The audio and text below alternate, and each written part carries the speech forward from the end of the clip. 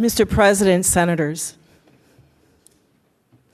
you know, it's pretty easy to look down our nose at those who don't have much in life.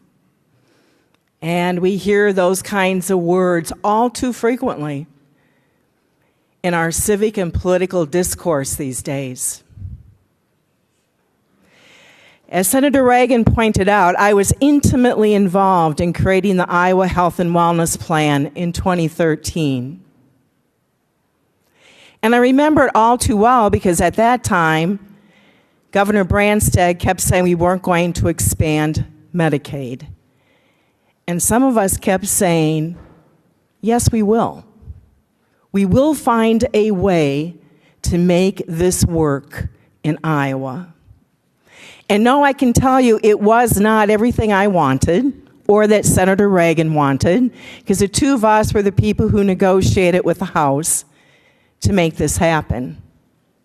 And we had to do a lot of give and take to actually create the Iowa Health and Wellness Plan, because it did involve the private sector. It did involve health assessments and additional criteria in order to maintain that insurance. But let's be really clear about what that plan did and who it covers. They are working poor Iowans between the ages of 19 and 64 who met all of the income guidelines to be eligible for Medicaid, but because they did not have children, they couldn't get it. But when we expanded Medicaid, when we created the Health and Wellness Plan under the ACA, that group of working poor adults were able to get health insurance. There's one figure that stands out in my head as clear as day yet, and that is this, that at that time, our hospitals had about $500 million in debt, in charity.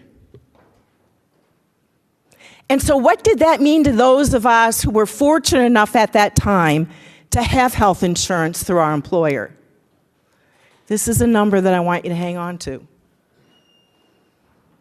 People were going to the emergency room for their health care, the most expensive way to get it. And because of that, the hospital debt went up to the $500 million. Once we started the Iowa Health and Wellness Plan, that charity care started coming down, those debts start coming down.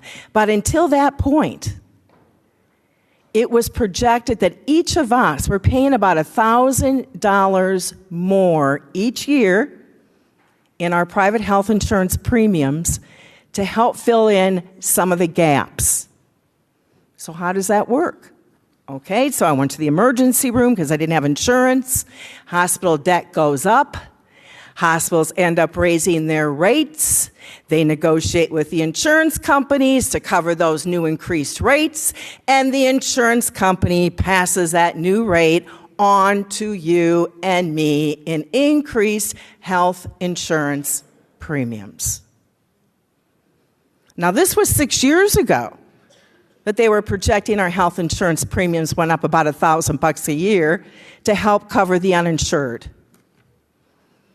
What I know is the Health and Wellness Plan has truly helped thousands of Iowans who needed health care desperately. And I would guess, I don't have the numbers in front of me, but had we not done that, charity care in this state would probably be closer to $1 billion today, and we probably would be paying a whole lot more, each one of us, for our own private health insurance than we are. But let's be really clear about what this bill is about. And I only brought up all these things about the Health and Wellness Plan because it's the people who are in this program that we're directly going after. This is not about new work requirements. We can keep saying it is. It is not. It's about new reporting requirements.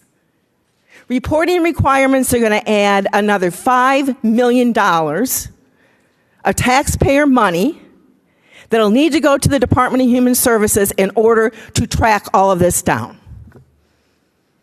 Now think about that. Another $5 million of taxpayer money for new reporting requirements. For people, my friends, who are not wealthy by any stretch, in order to be in this program, Senator Jochum has already outlined income limits that you have to have in order to even be eligible. If we really wanted to make a difference, really help the rising tide that's going to lift all boats, then we would be taking that $5 million and we would be investing it in future-ready Iowa. We would be investing it in affordable childcare. We would be investing it in reliable transportation. We would be investing it in living wage jobs. I would like nothing better than if fewer Iowans would have to be reliant on any government program whatsoever. Wouldn't need help with rent, wouldn't need help with health care, wouldn't need help with food assistance because they were earning enough money to do it on their own. But my friends, we ranked 48th in the nation for wages. Think about that. I'm pretty ashamed of that number. I am pretty ashamed when 43% of our kids under the age of 6 are living in poverty.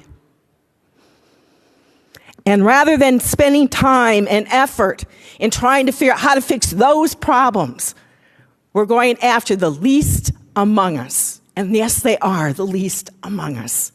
But I don't hear a word, not a word, that the CEO of Centene that comes online July 1 made $25 million last year. Or that United Healthcare had $81.4 billion in revenue last year. And yet we could not hold them accountable today. Could not hold them accountable today to pay our providers and our communities. You all know Sarah died. My heart is heavy to this day. But I can tell you that some of the very providers who helped her and me are about ready to go under because they are not getting paid by these managed care companies. And you just turned that amendment down. You think about that long and hard. Vote no. The chair recognizes